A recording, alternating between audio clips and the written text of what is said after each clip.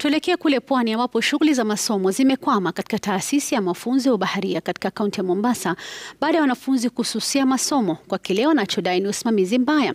Wanafunzi hawa walipiga kambi nje ya majengo ya shule hiyo iliyoko mkabala na kivuko cha feri cha Mtongwe na kushikilia kuwa hawatarudi kwenye taasisi hiyo iwapo matakwa yao hayatashughulikiwa.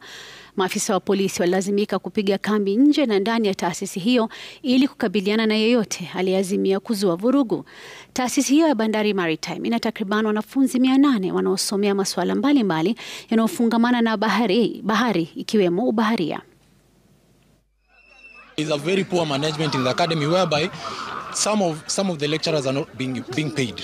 So you find it becomes a challenge to even to our syllabus. Hatufundishi kule madarasani. Then we are also having an issue with certification. There is a very big problem with certification from Bandari Maritime Academy. Most of the certificates are not recognized internationally. Tunataka accountability.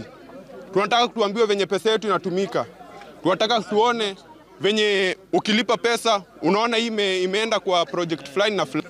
Since we joined the school, we have been doing 7 exams, cuts, but cha kushangaza ni hatupewi majibu. Unaona?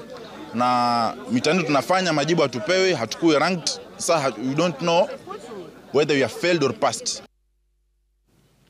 Taarifa hiyo kutoka Mombasa inatamatisha awamu ya kwanza.